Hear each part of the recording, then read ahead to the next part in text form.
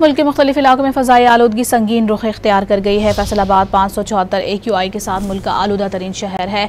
आलमी माहौलियाती वेबसाइट के मुताबिक लाहौर 310 AQI के साथ दुनिया के बड़े आलूदा तरीन शहरों में दूसरे नंबर पर है।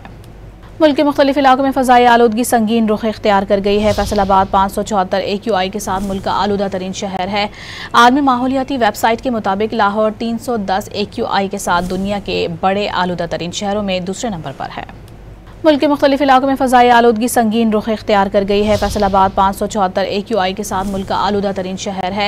आलमी माहौलियाती वेबसाइट के मुताबिक लाहौर 310 AQI के साथ दुनिया के बड़े आलूदा तरीन शहरों में दूसरे नंबर पर है। मुल्क के मुख्तलिफ इलाकों में फ़ज़ाई आलूदगी संगीन रुख इख्तियार कर गई है। फैसलाबाद 574 AQI के साथ मुल्क का आलूदा तरीन शहर है। आलमी माहौलियाती वेबसाइट के मुताबिक लाहौर 310 AQI के साथ दुनिया के बड़े आलूदा तरीन शहरों में दूसरे नंबर पर है। मुल्क के मुख्तलिफ इलाकों में फ़ज़ाई आलूदगी संगीन रुख इख्तियार कर गई है। फैसलाबाद 574 AQI के साथ मुल्क का आलूदा तरीन शहर है।